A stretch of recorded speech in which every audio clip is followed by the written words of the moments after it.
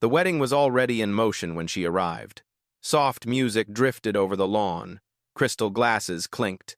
Laughter rose easily from people who knew exactly where they belonged. The venue was immaculate. White chairs aligned in perfect rows, flowers arranged with intention, sunlight reflecting off champagne like nothing in this place had ever been questioned.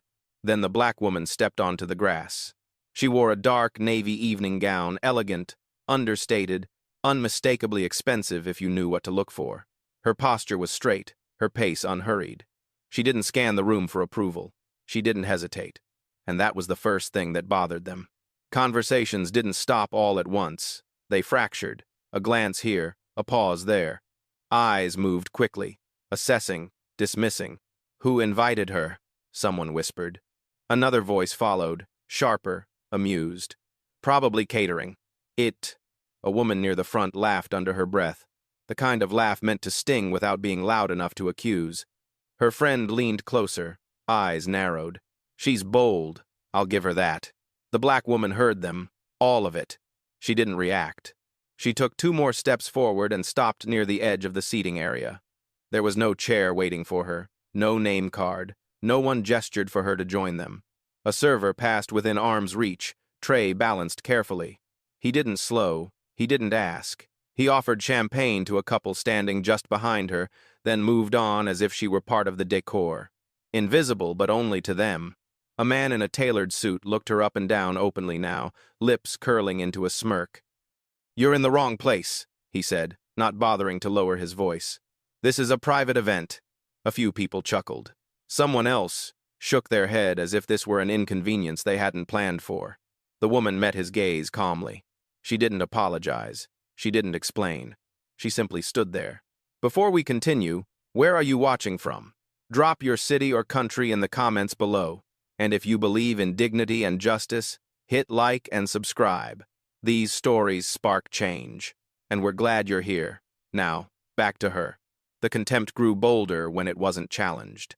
A woman dressed in pale silk leaned toward another guest and said, loud enough to be heard, "I don't know how she even got past the gate." "Us. 17, another added, smiling thinly. "Some people really don't know when they don't belong." The black woman felt the weight of the room pressing in not as fear, but as familiarity. She had stood in spaces like this before, rooms where politeness masked cruelty, where silence was mistaken for permission. She adjusted nothing. She folded her hands loosely in front of her and waited. At the altar, laughter continued. The ceremony was moments from beginning. No one had officially acknowledged her presence, and now that they had, they wanted it erased. An older woman, clearly family, turned to someone in a dark jacket and murmured something with a pointed glance in her direction. The message was clear. She wasn't just unwelcome, she was about to be removed. And not a single person in that beautiful, expensive crowd seemed inclined to stop it. The dismissal didn't stop after the first comment. It spread, like permission had been granted. The black woman remained where she was, standing at the edge of the seating area, her presence now openly acknowledged and openly rejected. What had started as whispers turned into glances that lingered too long. Faces no longer pretended not to see her. A woman in a pale dress leaned back in her chair and looked her up and down with a smile that never reached her eyes. "She really is standing there," she said, amused, "like she belongs." Her companion laughed softly. "Confidence is a dangerous thing when it's misplaced." They didn't lower their voices. They didn't need to. The woman heard them clearly. She didn't respond. A server approached again, this time stopping just short of her.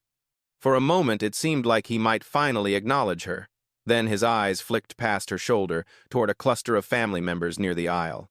"Excuse me," he said, not to her, but around her, angling his tray so he could reach someone else. She shifted half a step back to let him pass. No apology followed. A man she didn't recognize stepped into her space, close enough to be deliberate. He smiled thinly, hands clasped in front of him like this was a favor he was doing. "I'm going to need to see your invitation," he said. "We've had a few mix-ups today." Behind him, a couple watched openly now. One of them shook their head, smirking. The woman met the man's eyes calmly. "I don't have anything to prove to you." The smile vanished. "Well," he replied, voice cooling, Then you might want to leave before this becomes uncomfortable. Uncomfortable. A word people used when they meant you. A ripple of laughter moved through the nearby tables. Not loud, not cruel enough to be called out, just enough to let her know she was being watched. She remained still. That was what unsettled them most. Another guest leaned toward a woman in silk and whispered, not bothering to hide it this time. "Why hasn't anyone asked her to go yet?" The woman in silk glanced toward the altar, then toward the security stationed near the perimeter. She lifted her chin slightly and gave a subtle nod. Across the lawn, a man in a dark jacket noticed the gesture. His attention shifted to the black woman. The air around her tightened. She felt it the moment when indifference curdles into action. When a room decides you've stayed too long, people stopped pretending now. Conversations paused mid-sentence. Eyes tracked her, waiting for her to shrink, to explain herself, to leave quietly and make this easy. She did none of those things. She stood exactly as she was, hands folded loosely, gaze steady, not defiant, not afraid, present. The man in the dark jacket began to walk toward her, and with each step he took, the message from the room became unmistakable. They weren't just ignoring her anymore. They were ready to remove her. The man in the dark jacket stopped 3 feet in front of her. He didn't rush, didn't raise his voice, didn't need to. His presence alone shifted the mood. Conversations around them thinned, then stilled. People leaned back in their chairs, suddenly interested. This was the moment they'd been waiting for, the moment someone else would do what they didn't want to do themselves. "Ma'am," he said, professional but firm, eyes scanning her once quickly. "This event is private. Dating." She met his gaze without blinking. "I'm aware," she replied. That answer unsettled him. He hesitated, just long enough to show he hadn't expected resistance. "We've had reports," he continued, choosing his words carefully, "that you may not be an invited guest." A woman nearby laughed softly, covering her mouth as if embarrassed for her. Another guest folded his arms, watching with open curiosity. The black woman said nothing. Silence stretched. The man cleared his throat. "I'm going to have to ask you to step off the property." There it was. Not whispered, not implied. Spoken clearly, for everyone to hear. A ripple of satisfaction moved through the crowd. A few heads nodded, as if order were finally being restored. The woman tilted her head slightly, not in submission but consideration. "Before I go," she said calmly, "I'd like to know who asked you to come over here." The man stiffened. His eyes flicked briefly toward the altar, then away. "That's not necessary," he replied. "It is to me." Her voice never rose, never sharpened. It carried anyway. The older woman in pale silk stepped forward now, emboldened. "We don't owe you an explanation," she said, lips pressed tight. "You're causing a disruption." A man beside her added, smirking, "Honestly, this is embarrassing. For you." Laughter followed, thin, sharp, deliberate. The humiliation was no longer subtle. It was public. Every eye was on her now, waiting for a reaction, waiting for anger, tears, anything that would justify what they were doing. She gave them none. "I'm not disrupting anything," she said evenly. "You are." The man in the dark jacket shifted his stance. "Ma'am, if you don't leave willingly, we will escort you out." The word escort landed heavy. Someone near the back whispered, "About time." Another voice chimed in, louder, careless. She should have known better. The black woman inhaled once, slow and controlled. She looked around the lawn, not searching for help, but taking inventory. Faces, expressions, the ones enjoying this, the ones pretending not to see it, the ones relieved it wasn't them. She nodded once. Not agreement. Acknowledgement. "Very well," she said. And in that moment when the crowd thought they'd won, something shifted. Because for the first time since she arrived, the humiliation had gone as far as it could go. And somewhere nearby, someone who mattered had just noticed. The man in the dark jacket lifted his hand slightly. Not touching her. Not yet. A signal. 2 more steps. And he was close enough that she could hear the static of a radio at his shoulder. Close enough that the message was no longer symbolic. "This doesn't have to be difficult," he said, lowering his voice. "Let's step outside." Outside. Not over there. Not to the side. Outside meant gone. A woman near the aisle crossed her legs and watched with interest. "Good," she murmured. This was getting awkward. Another guest laughed openly now. I don't know why she thought she could just stand there. The black woman didn't move. Her stillness irritated them more than defiance ever could. "I'm asking you one last time," the man said, his tone firmer. "Please come with me." She looked at him steadily. "You're not asking," she replied. "You're performing." A few gasps slipped out quick, reflexive. Someone muttered, "Wow, 46. The older woman in pale silk stepped forward again, impatience hardening her voice. "Enough. You've made your point. You're not welcome here." "I didn't make anything," the black woman said calmly. "You did." The man in the dark jacket reached out, not grabbing, but close enough to be unmistakable. The threat had moved from words to space. Several guests leaned in, eager now. This was entertainment. This was proof they'd been right. "Escort her out," someone said, louder than necessary. A man at the back added, chuckling, "Finally." The black woman glanced down at the hand hovering near her arm, then back up at the man's face. "If you touch me," she said evenly, "you'll regret it."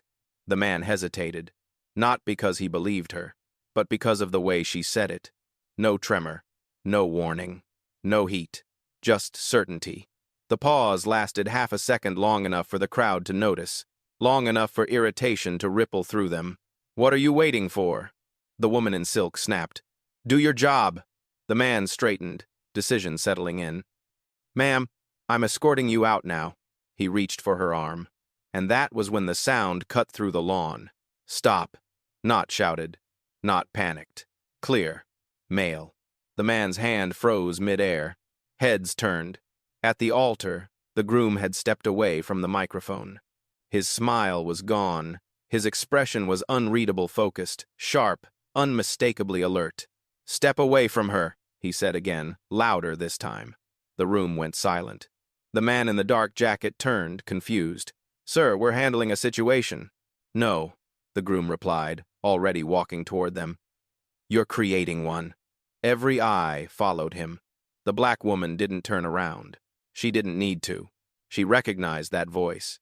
And as the groom closed the distance between them, the contempt that had filled the lawn moments earlier began to falter, cracking under the weight of a realization no one had prepared for. They had chosen the wrong moment. And the wrong woman. The groom crossed the lawn without hesitation. Each step stripped authority from the moment the crowd thought it owned. Conversations died mid-breath. Faces shifted from anticipation to confusion, then to something quieter concern. The man in the dark jacket stepped back instinctively, hand dropping to his side. He hadn't expected this. "Sir," he said quickly, straightening, "we're addressing an issue with an uninvited guest." The groom didn't slow. He stopped beside the black woman, positioning himself not in front of her but next to her, close enough that the alignment was unmistakable. "She's not the issue," he said evenly. A ripple moved through the guests. The older woman in pale silk scoffed. "You don't understand. She doesn't belong here." The groom turned his head slightly, eyes narrowing not in anger, but clarity. "I understand exactly what's happening." He looked at the man in the dark jacket. "You can step away." 2-8. The man hesitated. Protocol wrestled with something else. Rank, perhaps. He glanced toward the older woman for confirmation. "You heard him," she snapped. "Remove her." The groom's voice cut through, firm now. "No one is removing anyone." Silence fell hard. The bride stood frozen at the altar, bouquet trembling slightly in her hands. She stared at the woman beside her fiancé, the woman she had not noticed until it was too late. "Who is she?" someone whispered. The groom didn't answer yet. He turned to the black woman for the first time since arriving, his posture shifting. The tension in his shoulders eased. His expression softened, not familiarity exactly, but recognition earned. "I'm sorry," he said quietly, meant only for her. "This never should have happened." The apology landed louder than any accusation. The crowd felt it. A few guests looked down. Others straightened, suddenly uncertain where they stood. The black woman met his gaze calmly. "It's fine," she replied. "I was leaving." "No," he said immediately. "You're staying." The word carried weight. The man in the dark jacket took a full step back now. palms open. "Understood," he murmured, already retreating. The older woman's face flushed. "This is inappropriate," she insisted. "You're disrupting your own wedding." The groom finally turned to her fully. "What's inappropriate," he said, measured and controlled, "is how she was treated." A few guests shifted uncomfortably. The smirks were gone. Laughter had evaporated. He faced the crowd now, voice steady. "I invited her." The words fell like a dropped glass. The bride's eyes widened. "You, what?" The groom didn't look at her yet. His attention remained on the woman beside him, on the composure she had maintained while being publicly humiliated. He took a breath. "And I'm honored she came." The shift was immediate. Chairs scraped, spines straightened. The people who had laughed moments earlier now watched in silence, recalculating. The black woman didn't smile. She didn't need to, because in that moment, the power in the room changed hands and everyone felt it. And they knew, with sudden certainty, that the story they thought they were watching had just become something else entirely. The groom didn't rush the moment. He stood there beside her, letting the silence stretch until it became uncomfortable for everyone else. The kind of silence that forces people to sit with what they've done. "This wedding," he said calmly, eyes moving across the faces in front of him, "exists because of her." A murmur rippled through the crowd. The older woman in pale silk stiffened. "That's absurd," she said sharply. "We don't even know who she is." The groom turned toward her slowly. "You should have asked," he replied. He faced the black woman again, and something in his posture shifted. His shoulders squared, his voice softened, not with weakness, but respect. "When no one else believed in me," he said, loud enough now for everyone to hear, "she did. When doors closed, she opened one, quietly, without asking for credit." The bride stared, confusion giving way to shock. "What are you talking about?" she asked, barely above a whisper. The groom finally looked at her. "I'm talking about the reason I'm standing here at all." He extended his hand to the black woman, not hurried, not tentative, deliberate. She looked at his hand for a brief moment, then took it. The contact was simple, firm, equal, but the gesture shattered what remained of the room's certainty. "He's thanking her," someone whispered. "No," another replied, swallowing hard. "He's honoring her." The groom inclined his head slightly, not a bow meant for performance, but acknowledgement. The kind offered between people who understand weight and consequence. "I'm honored you came," he said. The words landed heavy. Not "I'm glad," not "thank you for showing up." Honored. The black woman met his gaze. Her expression remained composed, unreadable to most, but there was something there. Recognition. Mutual respect. "I came because you asked," she replied evenly. "And because I keep my word." That was all. But it was enough. The man in the dark jacket stood several steps away now, eyes lowered, uncertain where he fit anymore. The guests who had laughed earlier avoided looking at each other. The bride's mother looked around desperately, searching for agreement that no longer existed. The bride herself stood very still. Her grip on the bouquet tightened not with anger but realization. She was seeing a version of her husband she had never known, and a version of the room she had misjudged. The groom released the black woman's hand and turned back to the crowd. "Before we continue," he said, "understand this." Every eye locked on him. "She is my guest, and she will be treated with respect. No threat. No explanation. A standard." The effect was immediate. A server hurried forward with champagne, hands shaking slightly. A guest stepped aside, making space without being asked. Smiles reappeared, careful now, measured. The black woman noticed everything. She always did. And as the room bent, quietly and all at once, the admiration that had once been reserved for wealth and appearance shifted to something else entirely. Dignity. Earned. Undeniable. The shift was immediate and absolute.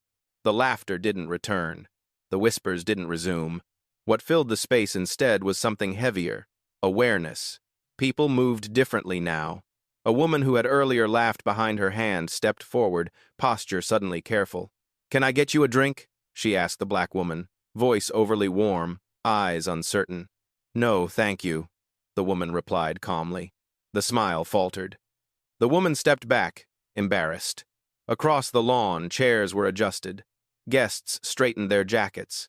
Small, unconscious gestures of deference began to ripple outward, space opening where none had existed before. The groom watched it all without expression. "Please," he said quietly, "continue with the ceremony." No one moved. The officiant cleared his throat twice before finding his voice again. "Yes, of course." But the wedding had already changed shape. The black woman stood where she was, unbothered by the sudden attention. She hadn't come to be centered. She had come to witness what people revealed when pressure arrived. The bride stepped forward at last. She stopped a few feet away, hesitating, then forced herself to speak. "I didn't realize," she said, words fragile, incomplete. The black woman looked at her, not cold, not kind, honest. "Most people don't," she replied. The groom turned toward his bride gently. "This matters," he said, "whether you realized it or not." The bride nodded, swallowing hard. The certainty she'd carried all day had cracked. In its place sat something more durable: humility. Behind them, the older woman in pale silk remained silent. Her authority had dissolved. She folded her hands, gaze fixed forward, as if looking anywhere else might expose her. The man in the dark jacket shifted to the perimeter, suddenly invisible himself.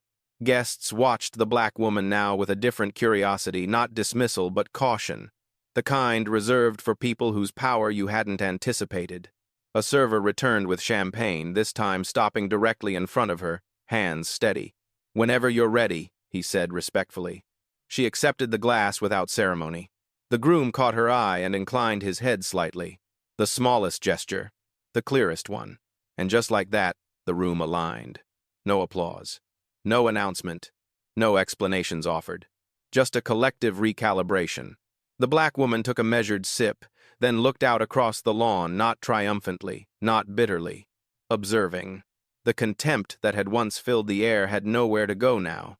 It couldn't survive exposure. It had been named without words and neutralized without force. As the ceremony resumed, quieter, slower, more careful, the guests understood something they hadn't before. This wasn't about who she was. It was about who they had been. And the standard had shifted, whether they were ready for it or not. The ceremony continued, but the ease was gone. Every word spoken afterward carried weight. Vows that once sounded rehearsed now felt exposed, fragile under the awareness settling across the lawn. People listened more carefully. Applause came late, softer. The black woman noticed how eyes followed her now, not boldly, not dismissively, carefully, as if everyone were trying to remember what they'd done 5 minutes earlier and deciding how much of it they wanted reflected back at them. A man who had laughed openly earlier cleared his throat and approached her, smile tight. "I didn't realize," he began. She didn't respond. The silence did what words couldn't. He nodded awkwardly and retreated, apology unfinished. Nearby, the older woman in pale silk avoided her entirely. She busied herself with straightening place cards that no longer mattered. Her authority had collapsed into self-consciousness, and she knew it.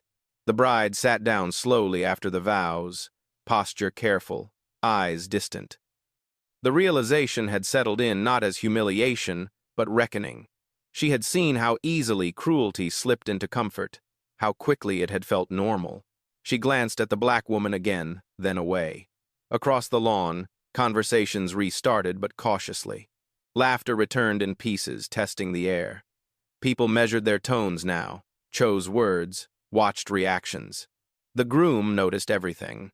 As speeches began, he didn't stray far from her, not out of obligation, but alignment.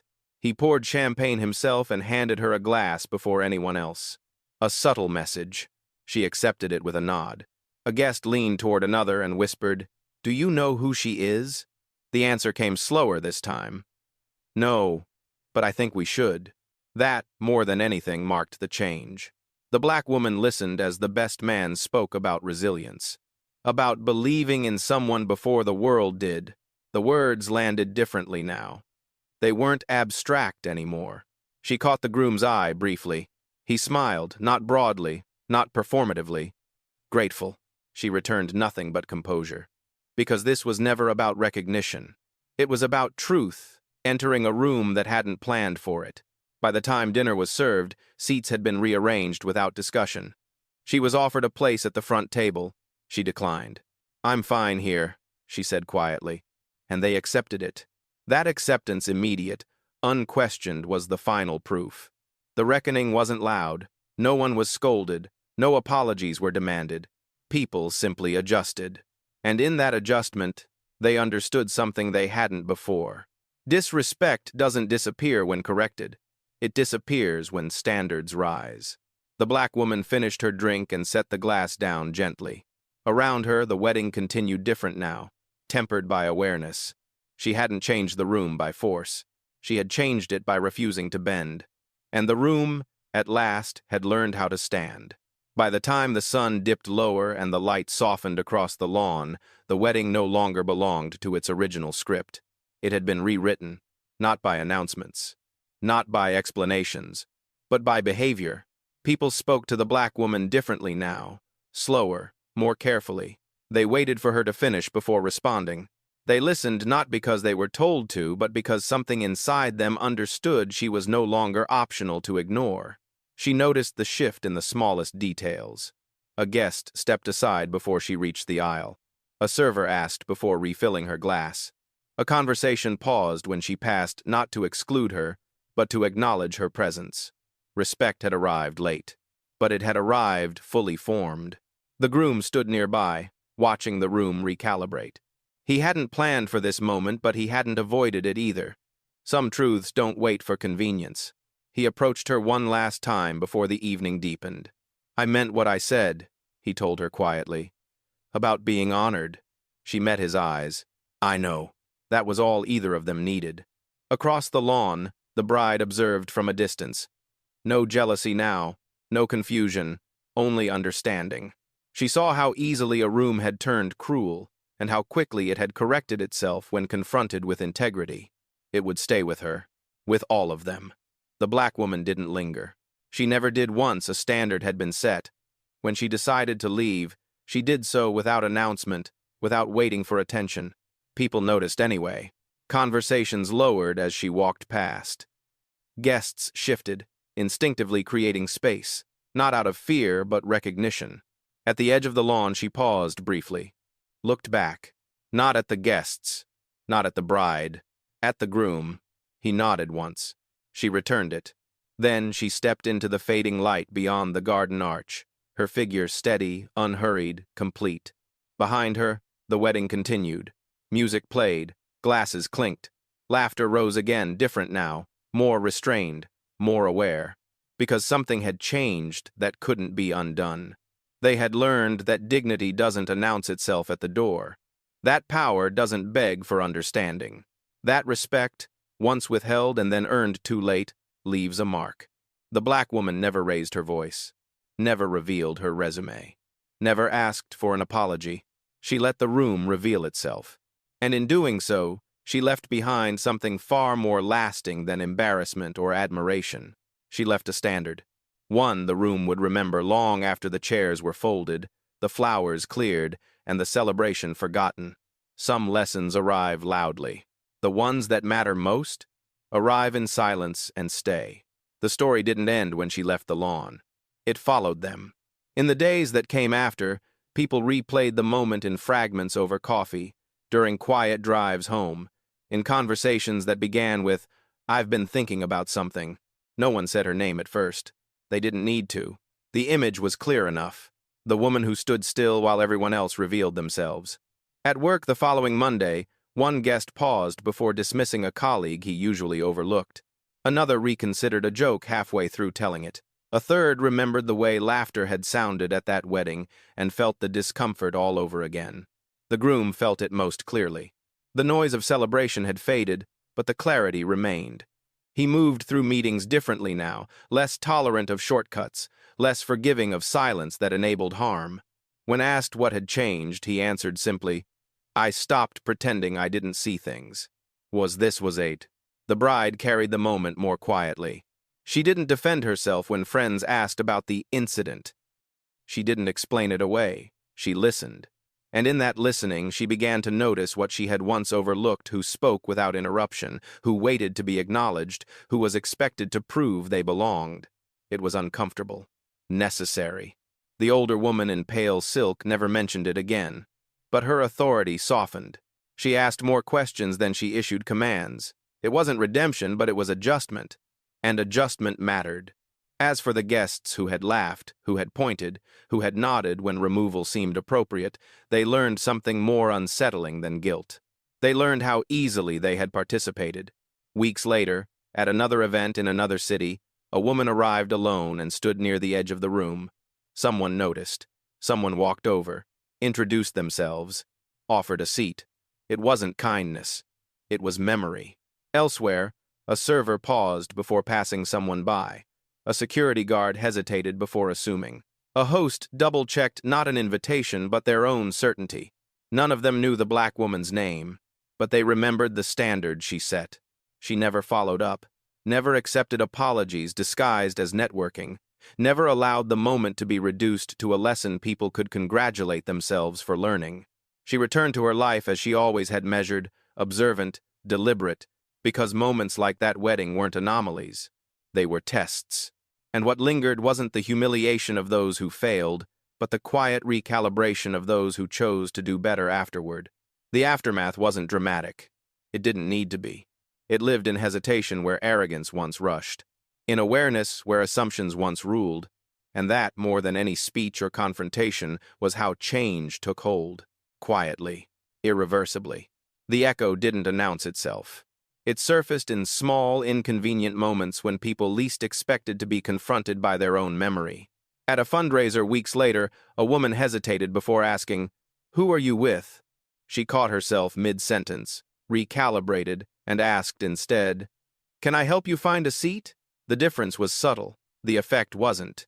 At a boardroom luncheon, a man paused before making a joke that once would have earned an easy laugh. He remembered the sound of laughter at the wedding, thin, complicit, and swallowed the punchline. The room stayed quieter. Better. The groom felt the echo most clearly in leadership. In meetings where he had once tolerated dismissal dressed as efficiency, he intervened now, not loudly, decisively. He learned that silence had weight, and that choosing when to break it mattered. When colleagues asked what shifted, he didn't tell the story. He said, "I saw something clearly. I don't want to unsee it." The bride carried the echo inward. She noticed who people spoke over, who stood at the edge, who waited for permission that never came. Awareness changed the shape of her listening. She asked different questions. She invited different voices. It wasn't penance. It was practice. The older woman in pale silk softened in ways she didn't discuss. Authority, once reflexive, became considered. She stopped assuming the room would bend for her and began checking where it already had. And the guests, those who had watched, laughed, nodded, found the echo hardest to escape, not because they were confronted publicly, but because they weren't. The moment offered no spectacle to hide behind, no villain to point at, only themselves. Some resisted it, rewrote the memory, claimed confusion. Others let it sit, uncomfortable, unresolved. A few changed. Those were the ones the black woman would have noticed if she had been looking. She wasn't. She returned to her life with the same precision she'd always kept. Meetings, decisions, investments measured not by promises but by behavior. She had never believed moments made people better. Standards did. At another event months later, she arrived early. Same posture, same composure. This time, someone noticed immediately. Not because of recognition, but because the room had learned to look. Introductions were offered without interrogation. A chair appeared without ceremony. No one asked her to prove she belonged. Nothing dramatic happened. Which was the point. The echo had done its work. It didn't create applause. It created pauses. It didn't force apologies. It reshaped instincts. The wedding became a reference people never named but never forgot. A quiet marker of when assumptions failed under their own weight. Some echoes fade. The important ones don't. They settle into behavior. They alter the temperature of rooms. They remind people, just in time, to choose better. And that was enough. The moment never turned into a headline. It was too quiet for that. No phones had been raised. No videos circulated. No one could point to a single sentence and say, "That's when it happened." And yet, everyone who had been there knew the exact second the standard changed. It was the instant they realized respect had nothing to do with invitation cards or seating charts and everything to do with how a room responds when its assumptions are exposed. The black woman never spoke about that wedding again. She didn't reference it in meetings, didn't recount it as a story, didn't allow it to become a badge of endurance. Moments like that weren't trophies, they were confirmations. She continued, as she always had, entering rooms without announcement, watching how people behaved before they knew who she was, deciding quietly who deserved her time. The groom carried the lesson forward in ways that outlasted the celebration. He learned to intervene earlier, to question comfort, to recognize that neutrality often protected the wrong people. Leadership, he discovered, wasn't about authority, it was about alignment. The bride carried it too, though differently. She learned that grace wasn't something you displayed when you felt generous. It was something you practiced when you felt exposed. She learned to listen past polish, to notice who stood alone and why. And the guests, especially those who had laughed, who had nodded when removal seemed reasonable, carried the standard whether they wanted to or not. It surfaced when they hesitated, when they paused before judging, when they felt the faint discomfort of remembering how easily they'd joined in. That discomfort became a compass. Not everyone followed it, but some did, and that was enough. Because change rarely arrives with force. More often it arrives with clarity, and clarity lingers. Months later, in another city, at another gathering, a woman arrived alone and stood near the edge of the room. No one asked her to prove she belonged. Someone greeted her. Someone offered a seat. Someone listened. Nothing dramatic followed, and that was the legacy. The black woman at the wedding hadn't demanded respect. She hadn't argued her worth. She hadn't raised her voice or revealed her resume. She had simply refused to shrink. And in doing so, she reminded a room full of people of something they already knew but had chosen to forget. Dignity is not granted by consensus. Power does not require permission. And respect, once redefined, becomes a responsibility. The wedding ended that day. The standard did not. It moved quietly from room to room, carried by those willing to notice, altering spaces in ways that didn't need credit or applause. That is how lasting change looks. Unannounced, unavoidable, and impossible to undo.